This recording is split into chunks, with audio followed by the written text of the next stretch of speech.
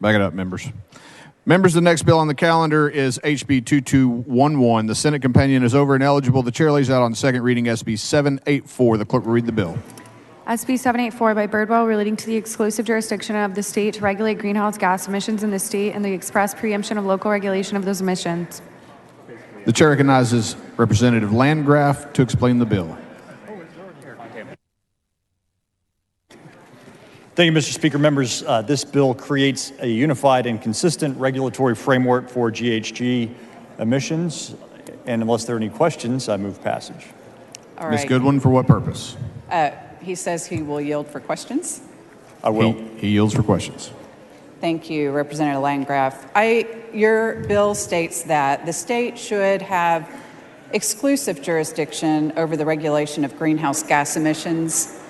I am not sure about exclusive, but I do agree that the state should have jurisdiction over the regulation of greenhouse gases. Mm-hmm. And so I would like to know what steps the state is taking to regulate greenhouse gases.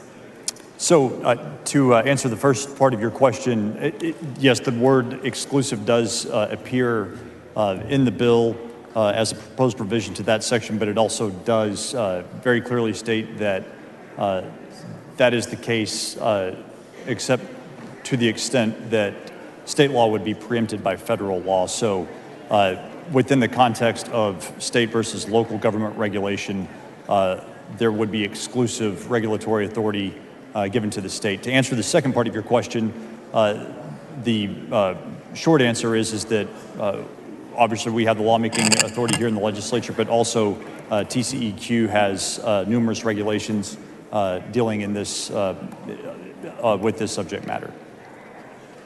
So I'm sure you're aware, many areas of Texas are in severe non-attainment for ozone, and the state has an agreement with the federal government called the State Implementation Plan, or SIP, to reduce these emissions. You include nitrogen oxide as a greenhouse gas cities cannot regulate, but reducing nitrogen oxide emissions are called for in our SIP to reduce ozone emissions. If cities are following strategies in the SIP and making rules to enforce limits on the amount of time a car, ship, or construction equipment is allowed to idle, are they violating the bill? Well, to simply answer the question, if that's a regulation that is already established at the state level, and in the case of NOx emissions, that is the case, especially in the non-attainment areas or near non-attainment areas that you referenced, where state law already applies. In terms of, and I want to be clear, we're talking simply about the regulation of greenhouse gas emissions. There can be programs that are in place at local levels that either allow for grant funding. There can be notification campaigns. There can be advocacy campaigns that some municipalities and other local political subdivisions engage in. That is not prohibited under this bill. This bill simply states that state regulation basically has primacy over local regulations when it comes to greenhouse gas emissions specifically. So what you said, local jurisdictions can still implement programs. Okay. Some cities have worked toward cleaner air by installing additional air monitors, building out EV charging infrastructure and mass transit options, and ensuring new buildings are energy efficient. I know many cities are creating climate action plans to guide their efforts to reduce emissions, but I'm confused about what parts of these plans violate this bill. Can you give me any specific examples of how cities are regulating greenhouse gases in ways that would violate this bill? So you're asking two different questions there. I'll answer the second one first. It's clearly stated in the bill that, yes, well, there's no prohibition against the programs that you referenced in the first part of your question. The second part, the violative local statutes would be any that seek to regulate greenhouse gas emissions in a way that is different from what the state currently does, or what the state would do in that arena. So basically, they just have to fall in line with whatever the state says is appropriate. Yeah, I mean, it's just saying that the state is the regulatory authority when it comes to greenhouse gas emissions. So many cities are increasing recycling and diverting organic waste from their landfills to reduce emissions. Would this bill affect cities' efforts to divert their organic waste to reduce methane emissions? Just based on the way that you've described those programs, no. I'm sorry, say that So again. based on the way that you've described those programs, I would say no. So they could still continue those. Based on the way that you've described them, yes. All right. Cities are making investments to add rooftop solar to city facilities, replacing city fleets with cleaner vehicles, and investing in weatherization. These investments ultimately save the city's money while they reduce greenhouse gas emissions. Does your bill negate these important investments the cities are making? Based on the way that you've described those, I would say no. Okay.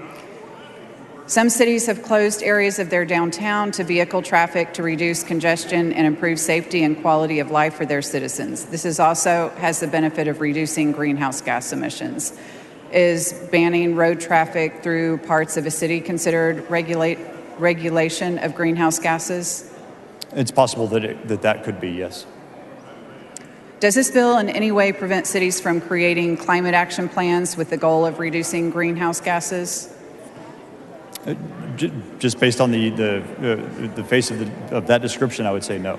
So they can still have climate action plans? There's a very bright line distinction here between those climate action plans and then the direct regulation of GHG emissions.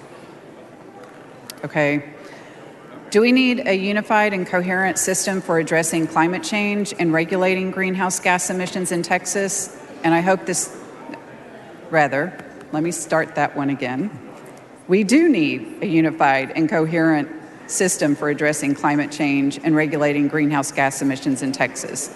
And I hope that this will be something we focus on in the months ahead.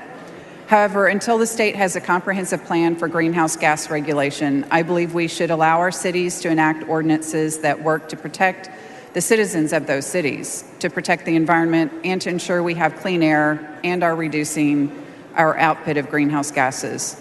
Mr. Speaker, I move that we reduce to writing the conversation between Representative Landgraf and myself and put them in the journal. Members, you've heard the motion. Is there objection? The chair hears none. The motion is adopted. The chair recognizes Mr. Landgraf to close on the bill. Thank you, Mr. Speaker. I move passage. Question occurs on passage to third reading of SB 784. This is a record vote. The clerk will ring the bell. Show Mr. Landgraf voting aye.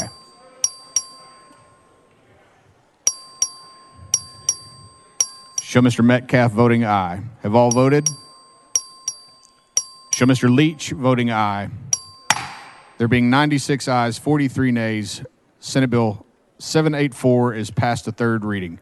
Representative Landgraf moves to lay House Bill 2211 on the table